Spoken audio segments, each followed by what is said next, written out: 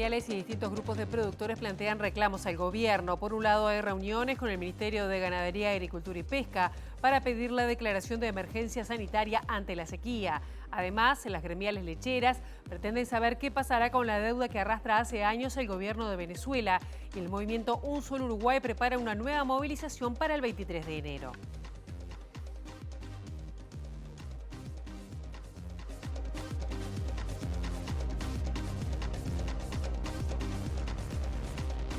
Buen mediodía, es un gusto recibirles en esta edición de MBD Noticias. Nos encontramos con 30 grados de temperatura en estos momentos en Capital. El cielo está nuboso con periodos de cubierto. Los vientos soplan del sector este con una intensidad de 30 kilómetros en la hora. La máxima la estamos viviendo en estos momentos en la capital. Con esa hermosa imagen de la bahía, les compartimos algunos de los cortes que están programados para el día de hoy. Luis Lamas entre Marco Bruto y Luis Alberto de Herrera. El corte será hasta las 3:30 de la tarde por trabajos de hormigonado. Habrá media calzada en la Rambla República de México entre Puntas de Santiago y Gabriel Otero hasta las 4 de la tarde y se va a extender hasta el 16 de enero. Algunos de los temas que pueden ser consultados de forma inmediata a través de las redes sociales, @IMTránsito, @MBDtransporte. Les compartimos algunos de los temas que vamos a estar desarrollando hasta las 13:30.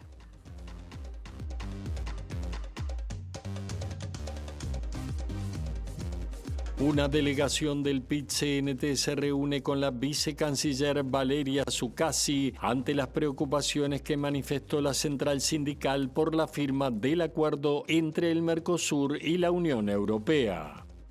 El Ministerio de Vivienda proyecta comenzar con la aplicación de su plan quinquenal y llegar este año a más de 200 puntos del país con distintos programas enfocados en el acceso habitacional. La Intendencia de Montevideo estableció en unos 5.500 pesos la multa que desde este jueves aplicará a los conductores que invadan el carril solo bus por más de 100 metros. La Comisión del Bicentenario anunció que para celebrar los 200 años de la liberación de la fortaleza de Santa Teresa, la banda No Te Va a Gustar realizará el 16 de febrero un concierto gratuito. Grupos de agricultores franceses llegaron este martes hasta el edificio de la Asamblea Nacional en París, donde advirtieron que se quedarán hasta que sus demandas en contra de las regulaciones de la Unión Europea y del acuerdo con el Mercosur sean escuchadas. La inminente firma del acuerdo entre los bloques Mercosur y Unión Europea ha generado también movimientos en nuestro país. Con este tema está nuestro compañero José María Caraballo. Josema, bienvenido. Buen mediodía, ¿cómo estás? ¿Qué tal, Pilar? Buenas tardes y saludo para todos. Sí, así es. Estamos aquí en la sede de Cancillería porque hace minutos nada más acaba de ingresar una delegación de la Confederación de Sindicatos Industriales y también representantes del PIT-CNT para, dialogar con Valeria Zuccasi, la ministra interina de Relaciones Exteriores, a propósito de este inminente acuerdo Mercosur-Unión Europea. Recordemos que ayer en la previa Danilo Dárdano nos decía, entre otras cosas, que a raíz de la firma que está prevista para esta semana, habrá ganadores y perdedores. Dijo también que es necesario un encuentro, una reunión urgente entre el gobierno, las cámaras empresariales y también los sectores sindicales para intentar mitigar los impactos que puedan tener justamente el ingreso de productos europeos al mercado de nuestro país. De esos temas se está hablando a esta hora aquí en Cancillería. En un ratito, vamos a ver si tenemos novedades, si termina la reunión antes de que finalice esta edición mediodía de MD Noticias. Vamos a tener todas las novedades, si no, lo haremos más adelante. Pero en un rato volvemos con ustedes. Muchísimas gracias, José María. Estaremos atentos a lo que surja entonces de este encuentro. Y ya les adelantamos que este lunes la subsecretaria de Relaciones Exteriores, Valeria Zuccasi, aseguró a MBD Noticias que tras la firma del acuerdo entre el Mercosur y la Unión Europea, se va a trabajar en lo interno para que el contenido y sus efectos sean conocidos por trabajadores, empresarios y también por la academia. En este sentido, señaló que falta conocer el contenido del acuerdo en general y eso genera dudas a algunos de los sectores, como el sector lácteo.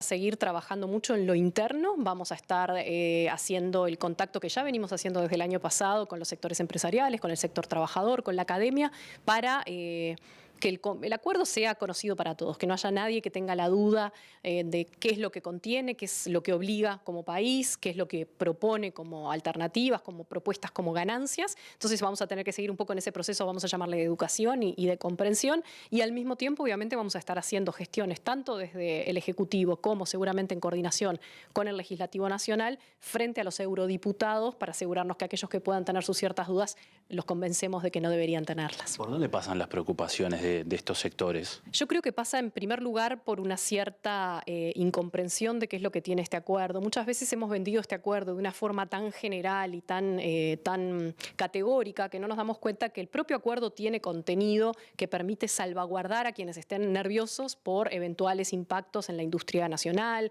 Se ha hablado mucho, por ejemplo, del sector lácteo, pero no es la única preocupación. Lo que queremos asegurarnos es que explicamos a productores, exportadores y hasta importadores qué es lo que de verdad va a significar el día que este acuerdo entre en vigor y cuáles son las alternativas que tenemos para proteger incluso a aquellos sectores que puedan temer a la competencia de Europa, tanto en el mercado doméstico como, por ejemplo, en la competencia que se genera en el mercado brasileño.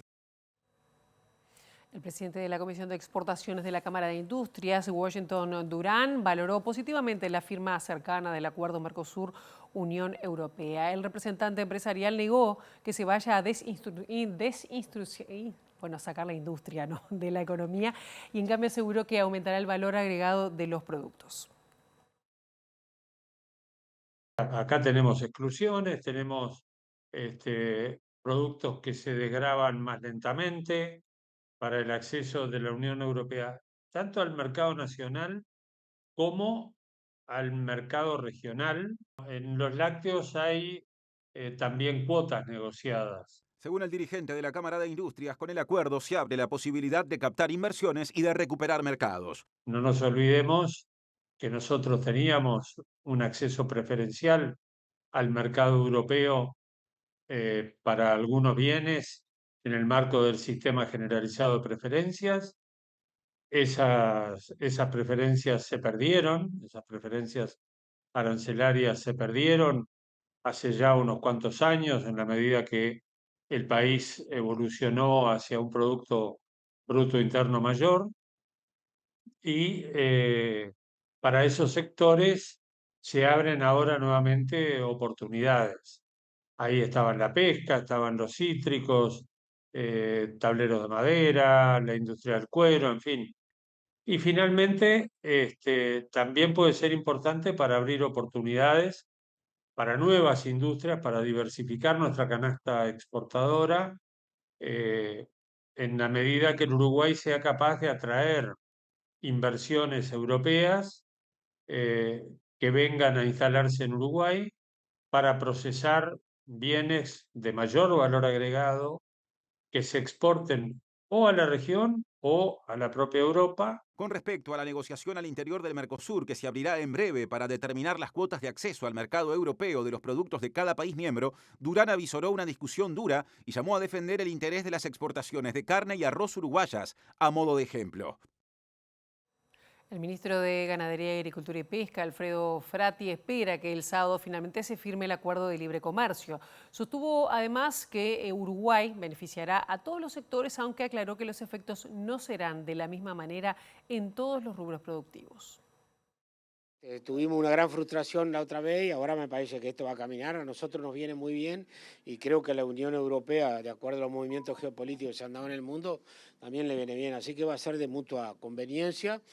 Pero bueno, después hay que esperar. Esto también lo que hay que tener cuidado es si se firma ahora y no sé si este año vamos a tener algún resultado, porque eso tiene todo un proceso de los parlamentos. Los nuestros seguramente va a ser más fácil. Acá hay un acuerdo político de firmarlo inmediatamente, pero bueno, son mucho más los europeos y ahí hay dificultades, por lo tanto hay que demorar un poco más. Lo que sí que la firma del acuerdo es un avance de algo que lleva, no sé, más de 25 años. Yo me acuerdo que participé en las primeras reuniones, ya por 99, 2000, que se empezó a hablar de este tema, sí, 25 años, y no habíamos avanzado, y cuando parecía que habíamos avanzado se trancó, así que ahora la verdad es una satisfacción porque para Uruguay aunque no sea el tratado inicial que se pergeñó, va a ser beneficioso igual. La deuda de 30 millones de dólares de Venezuela con productores lecheros de nuestro país era uno de los temas a analizar esta tarde entre las gremiales del sector y las autoridades de ganadería. El presidente de la Asociación Nacional de Productores de Leche, Álvaro Quintanz, dijo a MBD Noticias que buscarán aclarar la situación con el ministro Frati y reafirmar la postura de nuestro país en cuanto al reclamo de lo adeudado. Las expectativas son un poco aclarar, ver un poco cuáles son los puntos de las dos partes y llegar. Pero bueno, creo que de parte nuestra en el comunicado, que por suerte tuvo buena difusión, la idea era aclarar y cuál era la posición de parte de las gremiales, que considerábamos que bueno, que lo que habíamos planteado era que cuando se planteaba que Uruguay había vendido al doble de lo que valía el precio internacional en ese momento. En ese mismo momento, Sancor, láctea argentina muy importante, vende a Venezuela a ese precio. Y también Fonterra, empresa a nivel mundial, la mayor exportadora del mundo en lácteos, también vende. Y bueno, entonces digo, era un precio que Venezuela estaba comprando a nivel mundial y que veíamos que no había, y veíamos que, digo, no estábamos de acuerdo en que un ministro de Estado diera como perdida, dado que esta deuda que tiene Venezuela con los productores lecheros, básicamente, porque en realidad no es una deuda hacia Conaprole, sino a los 1.400 productores lecheros, 1.400 familias, que el 80% de los productores de Conaprole son productores familiares, pequeños productores, y bueno, y que realmente incide mucho en eso, porque básicamente va a precio de leche y por lo tanto, bueno, un monto tan importante de dinero es muy importante para toda la economía de los tambos. La deuda de 30 millones de dólares contraída en el marco del programa de trueque de petróleo y alimentos a través de la cancelación de deudas mutuas entre Venezuela y Uruguay tiene un juicio que fue iniciado en el gobierno de Luis Lacalle Pou que sigue su curso y los productores tienen grandes expectativas de que sea favorable, explicó Quintanz.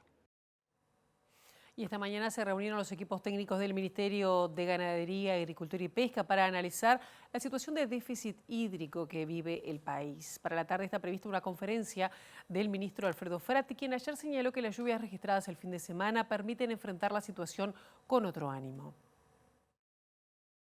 Mañana nos volvemos a reunir y vamos a ver cómo queda el mapa que veníamos observando, cómo va a estar mañana. Tenemos muy claro, por lo menos siempre lo hemos dicho, estando en la oposición o en el gobierno, que cuando llueve no llueve pasto.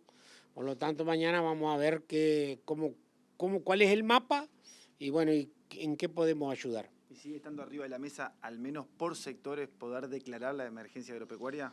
Bueno, yo creo que es difícil declarar una emergencia agropecuaria con esta lluvia importante, pero bueno, veremos mañana que entre todos cuál es el camino a seguir. Había algunas zonas el viernes que estaban muy afectadas y estas lluvias fueron un alivio, pero un alivio es hasta ahí. El día siguiente sigue costando. Hay algunos productores que, por ejemplo, que tuvieron que adelantar lo que era la zafra de invierno para poder alimentar animales. Lo que tenemos que tener en claro que para tomar medidas no es estrictamente necesario declarar de emergencia agropecuaria. Se pueden tomar medidas de diferentes índoles sin declarar emergencia. No, digo, a ver, yo no descarto ninguna herramienta. Lo que digo que tenemos que sacarnos de la cabeza, que yo también lo tenía, que para tomar medidas tenés que declarar emergencia agropecuaria.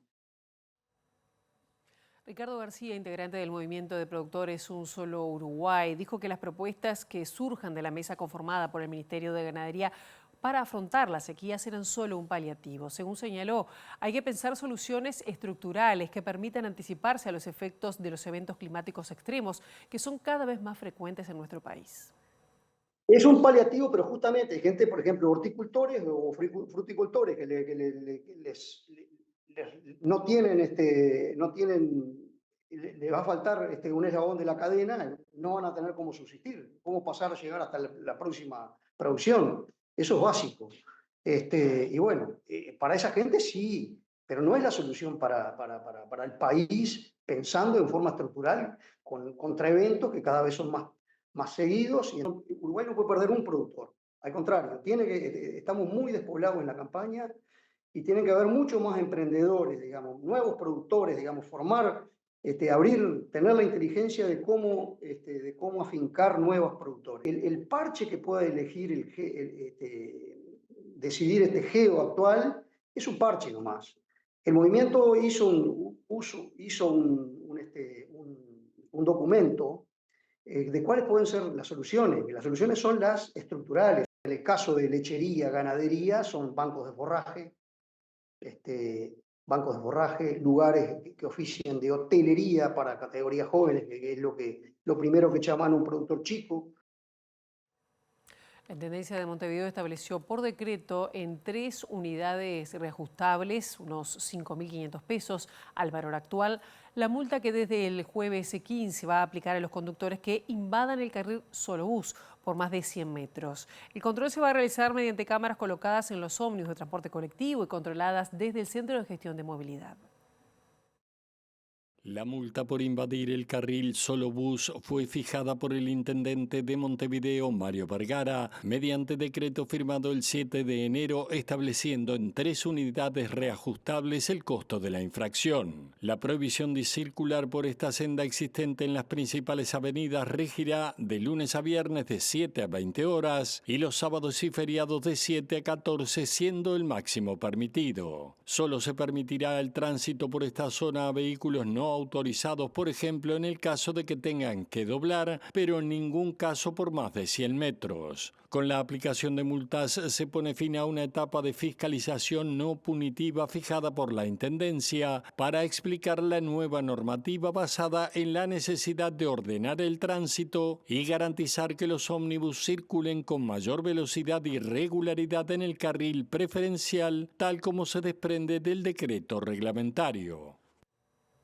Están surgiendo novedades en el Ministerio de Desarrollo Social. Con esta información está nuestro compañero Eduardo Delgado. Eduardo, buen mediodía, ¿cómo estás? Así es, Pilar, conferencia en el Ministerio de Desarrollo Social referida al aumento de prestaciones sociales en este año 2026, en especial en lo que refiere al bono crianza y a la canasta de higiene menstrual. También posteriormente se les hará un balance de la gestión del Ministerio en 2025. Está hablando el ministro Gonzalo Sibila y también hará sus aportes el director de Transferencias y Análisis de Datos del MIDES, Juan Martín Fernández. Lo dejo con las palabras del secretario de Estado. Celebrar logros concretos que hacen a transformaciones que necesita el país y que tienen que ver con la sensibilidad y con la impronta del actual gobierno nacional. Los dos elementos que queremos ahora explicar, detallar, para que la población en su conjunto conozca, tienen que ver con 2 prestaciones. Una es el bono crianza, una prestación que, como ustedes saben, existe desde la administración anterior. No estamos creándola, estamos sí aumentando significativamente esta prestación en un escalonamiento que definimos en el presupuesto nacional. Y la otra es la creación sí de una prestación nueva, que es la canasta de higiene menstrual, que está asociada también a la tarjeta Uruguay Social, que entra en vigencia, entra en vigor también a partir de este mes de enero. Además de estas 2 medidas que va a explicar en detalle Juan Martín, que es nuestro director de Transferencias y Análisis de Datos, queremos decir que también a partir del 1 de enero entraron en vigencia otras normas del presupuesto que son muy importantes para el Ministerio de Desarrollo Social, dentro de las cuales se encuentra también la creación del Instituto Nacional de Discapacidad. La creación del Instituto Nacional de Discapacidad es un hito, es una lucha de larga data de organizaciones vinculadas al tema de la discapacidad y también hace al cumplimiento de otro compromiso programático, que es la jerarquización de la política de discapacidad y la jerarquización de la política de cuidados, que no son la misma cosa, más allá de que están muy vinculadas entre sí. Esto, junto con otras medidas previstas en el presupuesto, hace a un año de realizaciones para el Ministerio de Desarrollo Social y, en concreto, sobre las medidas que se han puesto en funcionamiento a partir de enero en materia de transferencias. Ahora el director de Transferencias va a dar los detalles. Bien, gracias Gonzalo. Buenos días a todos y todas.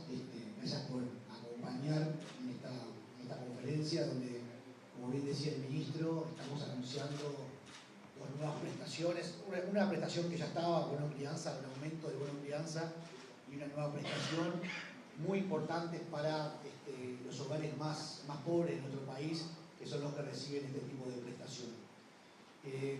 Para esta administración, las infancias, y particularmente aquellas infancias que viven en aquellos hogares bajo la línea de pobreza, son una prioridad absoluta. Quedó claro no solamente durante la campaña, sino a partir de todas las medidas que se tomaron durante el año pasado y se terminaron de cristalizar en la aprobación del presupuesto nacional, donde la prioridad a la primera infancia quedó en evidencia y esas promesas de campaña de a poquito vamos a ir cumpliéndolas y cumpliendo con la población. Para la pobreza infantil, que es un problema estructural de nuestro país, como ustedes saben, 1/3 de los niños y niñas viven en hogares bajo la línea de la pobreza en nuestro país. Es una cosa que nos preocupa mucho, es un tema estructural que trasciende a administraciones y que no hemos todavía logrado romper esa estructura para cambiarla. Pero sí sabemos que las transferencias monetarias son importantes, al menos para paliar esas situaciones de pobreza y aliviar un poco esa exclusión y esa vulnerabilidad que sufren estos hogares. El país ha hecho a lo largo del tiempo, en los últimos 20 años, un esfuerzo muy grande, no solamente por vertir recursos hacia esos hogares, sino por construir capacidades técnicas y por capacidades institucionales que nos permiten hoy poder definir estas prestaciones que no hubieran sido posibles en otro escenario. Nosotros tenemos que saludar esta capacidad que tiene el Ministerio de Salud Social de definir que quiere aumentar el bono crianza a los hogares más pobres y que eso sea solamente una decisión desde el punto de vista presupuestal y que operativamente esté la capacidad para poder hacerlo con la rapidez que se hace. Acuérdense que el presupuesto se aprueba ahora a partir de enero y ya en enero esas familias van a poder cobrar este aumento. Nosotros teníamos como un compromiso el año pasado, sabiendo que se venía este aumento del bono crianza, de ir a buscar a los hogares que todavía no estén cobrando tarjeta de Uruguay Social. Teníamos ese compromiso grande y fuimos fuertemente a buscarlo y logramos que más hogares puedan recibir estas prestaciones de tarjeta de Uruguay Social que permiten que hoy por hoy puedan cobrar este aumento del bono crianza. En concreto, lo que estamos anunciando es, por un lado, un aumento del 50% del bono crianza para aquellos hogares que cobran tarjeta Uruguay Social Q doble, que son aquellos 45.000 aproximadamente hogares que viven bajo la situación máxima de pobreza y exclusión. En esos hogares viven aproximadamente 16.000 beneficiarios y esas hogares van a pasar a cobrar un bono crianza que es de 2.226 pesos a 3.339. Esto se paga por beneficiario, que son aquellos niños, niñas menores de 4 años. Es decir, un hogar Q doble en el cual viven niños, niñas menores de 4 años y embarazadas, pasará a cobrar por persona de 2.226 a 3.339 pesos mensuales por cada uno de los beneficiarios.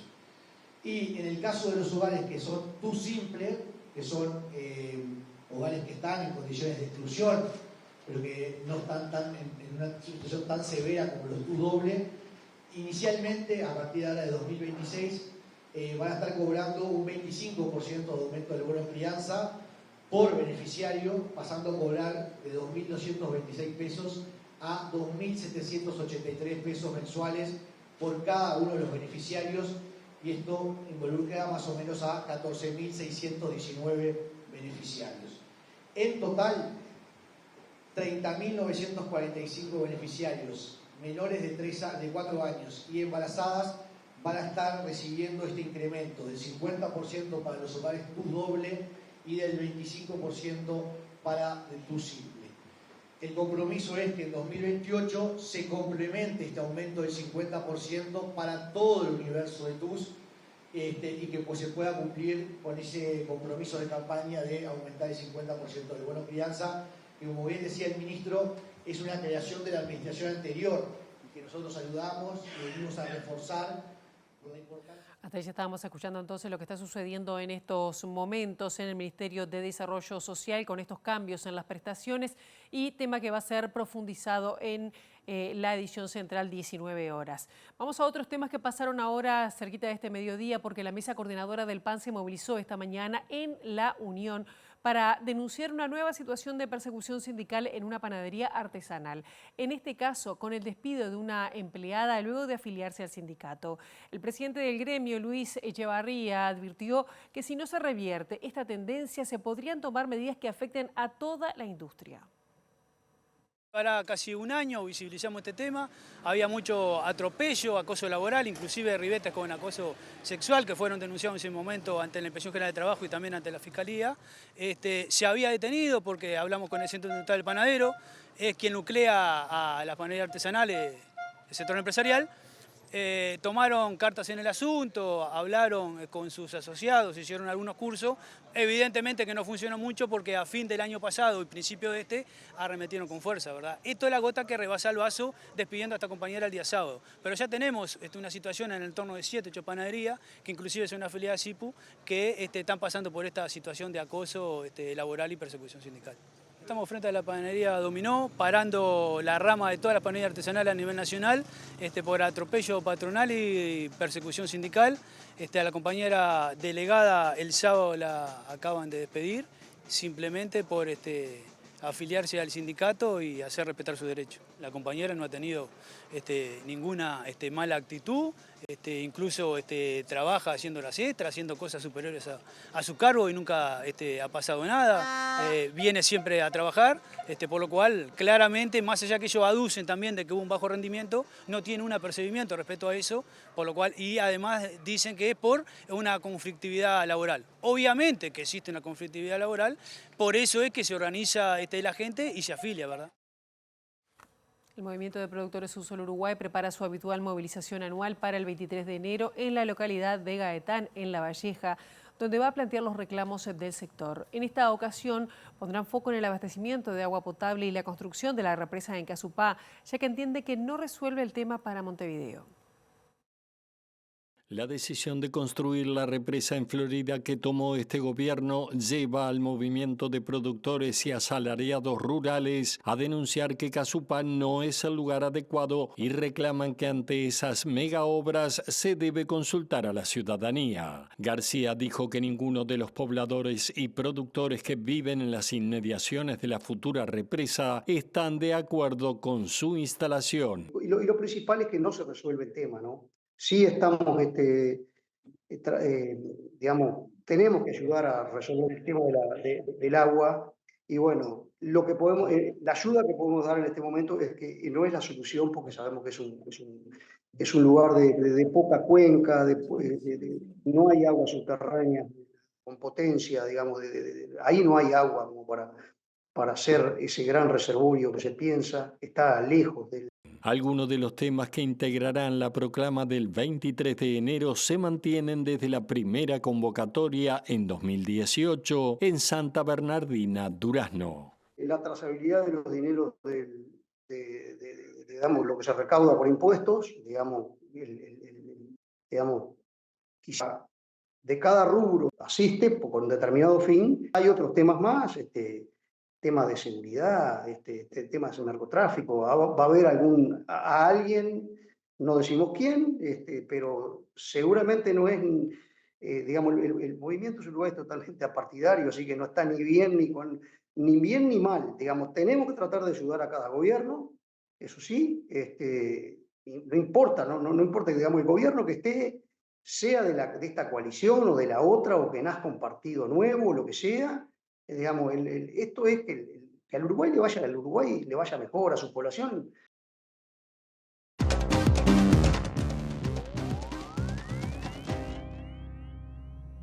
Y en el marco de grandes movilizaciones que llevan adelante, grupos de agricultores franceses llegaron este martes hasta el edificio de la Asamblea Nacional en París, donde advirtieron que se quedarán hasta que sus demandas en contra de las regulaciones de la Unión Europea y del acuerdo con el Mercosur sean escuchadas.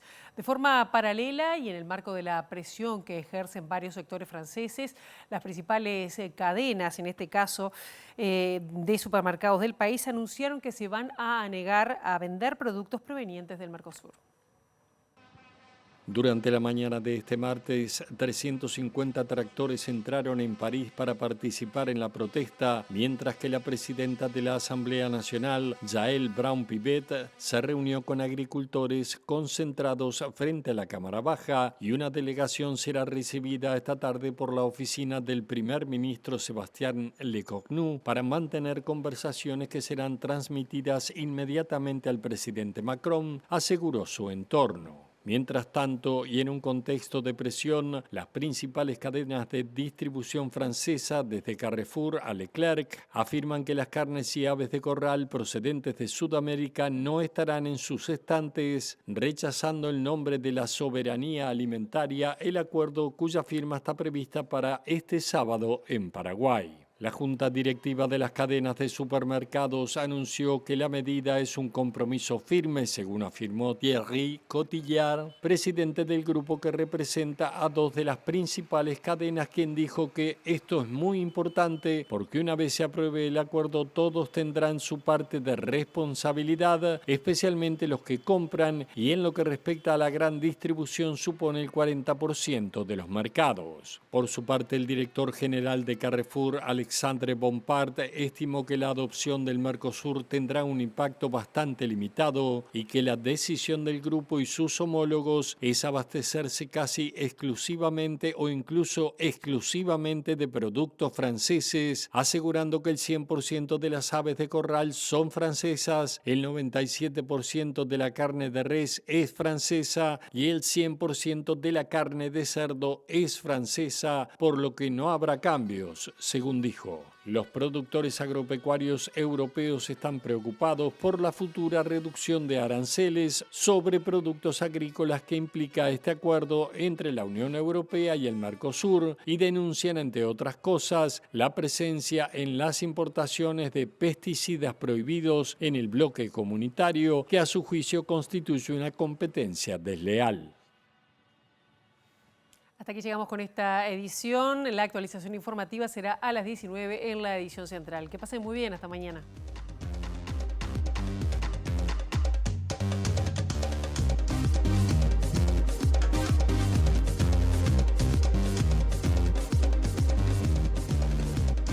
Una delegación del PIT-CNT se reúne con la vicecanciller Valeria Zuccasi ante las preocupaciones que manifestó la central sindical por la firma del acuerdo entre el Mercosur y la Unión Europea. El Ministerio de Vivienda proyecta comenzar con la aplicación de su plan quinquenal y llegar este año a más de 200 puntos del país con distintos programas enfocados en el acceso habitacional. La Intendencia de Montevideo estableció en unos 5.500 pesos la multa que desde este jueves aplicará a los conductores que invadan el carril solo bus por más de 100 metros. La Comisión del Bicentenario anunció que para celebrar los 200 años de la liberación de la fortaleza de Santa Teresa, la banda No Te Va a Gustar realizará el 16 de febrero un concierto gratuito. Grupos de agricultores franceses llegaron este martes hasta el edificio de la Asamblea Nacional en París, donde advirtieron que se quedarán hasta que sus demandas en contra de las regulaciones de la Unión Europea y del acuerdo con el Mercosur sean escuchadas.